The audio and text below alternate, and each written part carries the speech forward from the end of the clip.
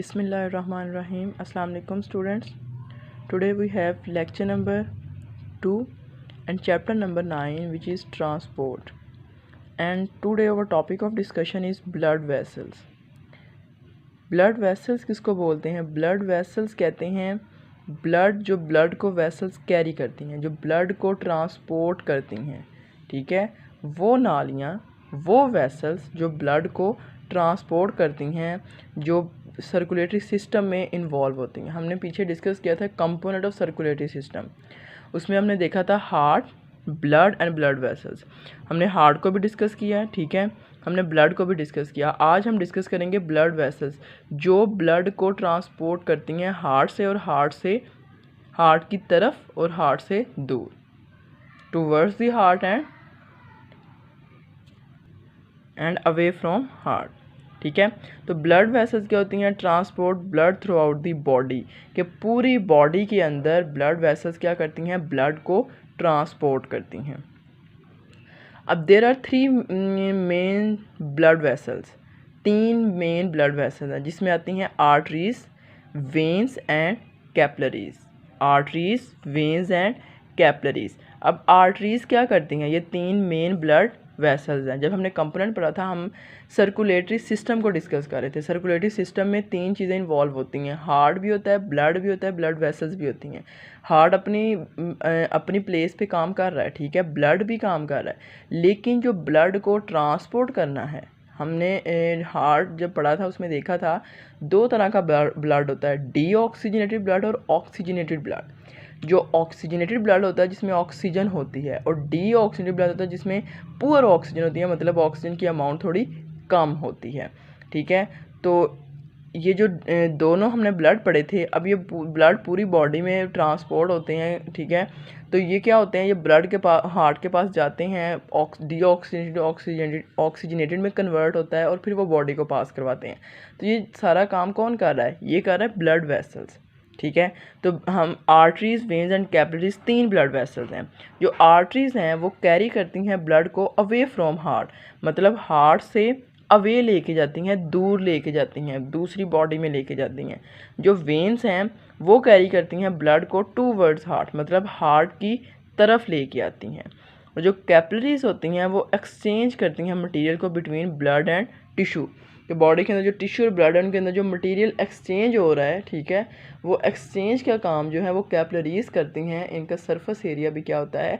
ज़्यादा होता है as compare to arteries and veins. तो आज हम इसमें से 2 डिस्कस करेंगे। हम आर्टरीज और कैपिलरीज को डिस्कस करेंगे कि ये कैसे वर्क करती हैं और इनका जो स्ट्रक्चर है वो कैसा है। आर्टरीज क्या होती हैं? Blood vessels that carry blood away from heart, कि जो हार्ट से ब्लड बॉडी में लेके जाती हैं उन्हें हम क्या बोलते हैं?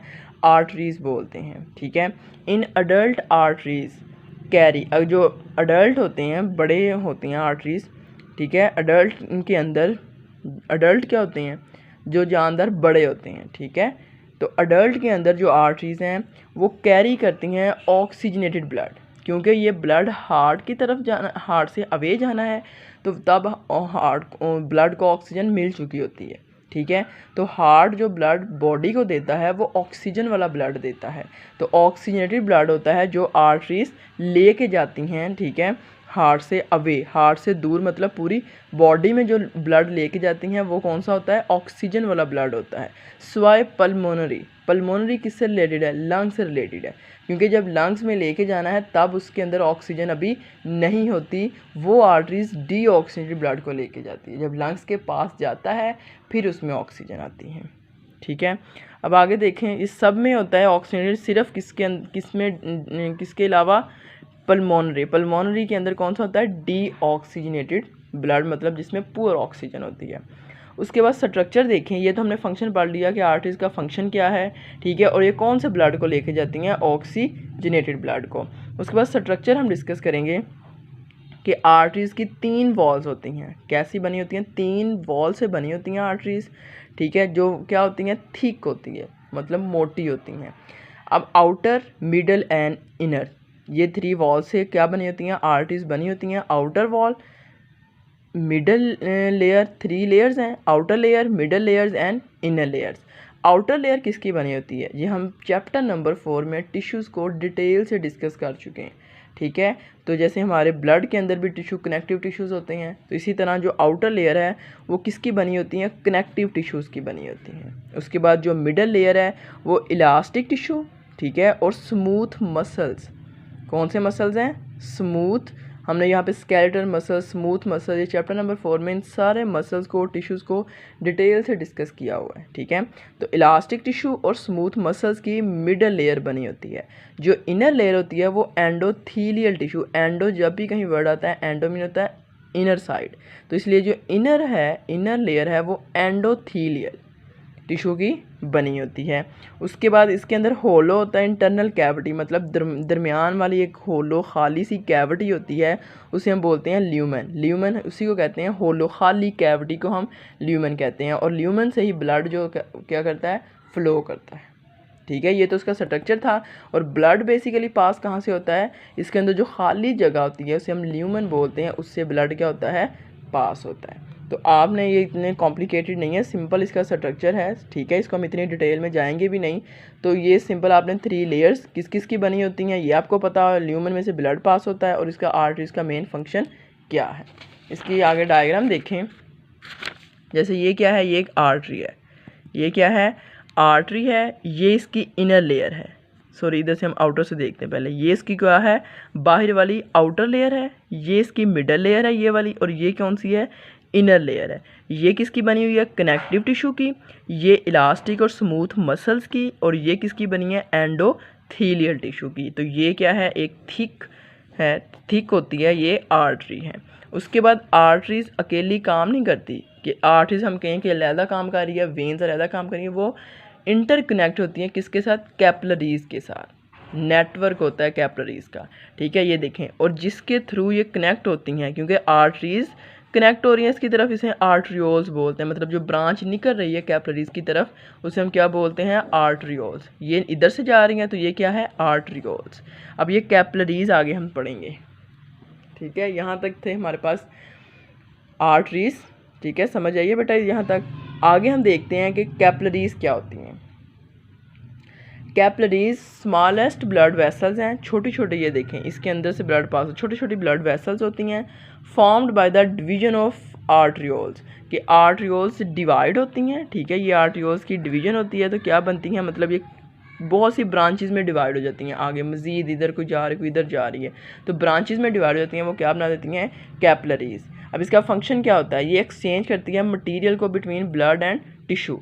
ब्लड और टिश्यू के दरमियान जो मटेरियल एक्सचेंज हो रहा है वो एक्सचेंज का काम मिड में कौन करती हैं, कैपिलरीज, क्योंकि ये तो ब्लड को कहीं नहीं लेके जा रही है, सिर्फ एक्सचेंज का काम कर रही है। मेन ब्लड को हार्ट की तरफ और हार्ट से दूर आर्टरीज और वेन्स लेके जाती हैं।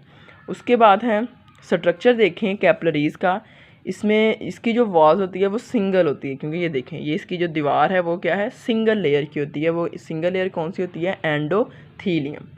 वो सिंगल लेयर कौन सी है, एंडोथीलियम होती है, और ये थीन होती हैं, थिक नहीं होती, थीन होती हैं, पतली होती हैं। मॉलिक्यूल क्यों थीन होती हैं, ताकि जो मॉलिक्यूल हैं वो ईजीली इसमें से पास हो सकें, जो मॉलिक्यूल इजीली इसमें से गुजर सकें। अब वो मॉलिक्यूल्स कौन से हैं, वो डाइजेस्टेड फूड भी हो सकती है, ठीक है, जो हमने डाइजेस्ट की है वो फूड गुजर सकती है। उसके अलावा इसमें से ऑक्सीजन है, वाटर है, ये सारी चीज़ें किसमें से, इसलिए हम कहते हैं ये एक्सचेंज करती है मटीरियल को। तो ये मटीरियल को एक्सचेंज, ब्लड और टिश्यू जो हम डाइजेस्टिव फूड कहते हैं, बेसिकली जो एनर्जी के लिए वो फूड कहाँ पे जाती है, वो एज वो ब्लड में जाती है एनर्जी के लिए, ठीक है। तो जब वो ब्लड में जाएगी तो उसको कौन लेके जाएगा, डाइजेस्टिव फूड को, ऑक्सीजन वगैरह को, वाटर को, वो कैपिलरीज लेके जाएंगी। उसके बाद waste product diffuse from tissue fluid. अब जो वेस्ट प्रोडक्ट है वो डिफ्यूज़ हो जाता है, मतलब डिफ्यूज़ कैसे होता है, हल हो जाता है, फ्रॉम टिश्यू फ्लूइड से बाहर की तरफ निकल जाएगा। टिश्यू फ्लूइड से बाहर कहाँ पे जाएगा, ब्लड के अंदर। और वो वेस्ट मटेरियल क्या है, कार्बन डाइऑक्साइड और यूरिया, ठीक है। यूरिया और कार्बन डाइऑक्साइड जो है वो वेस्ट प्रोडक्ट हैं, वो डिफ्यूज़ हो जाएगा from tissue fluid, tissue fluid में जाएगा, टिश्यू फ्लूइड से बाद में ब्लड में चला जाएगा। तो इस तरह जो वेस्ट मटेरियल है वो भी बॉडी से रिमूव हो जाता है, ठीक है। ठीक है। तो ये हमने आज जो डिस्कस किया था ये कैपिलरीज़ और आर्टरीज़ हैं। यहाँ से देखें कैपिलरीज़ का स्ट्रक्चर, ये देखें हम यहाँ पे एक नेटवर्क सा बना होता है, यही नेटवर्क अगर हम थोड़ा सा देखें उसके अंदर ये ऐसे होती हैं, ठीक है, ऐसे इस अरेंजमेंट से होती हैं, इसी तरह मटेरियल इसमें से एक्सचेंज हो जाता है। तो ये था आज का टॉपिक हमारा, आर्टरीज़ एंड कैपिलरीज़। तो ये आपने इसको प्रिपेयर करना है। बुक से देख लेते हैं, बुक से देखें, आपने यहाँ तक इसको याद करना है, यहाँ तक, ब्लड तक, ठीक है। Okay, thanks.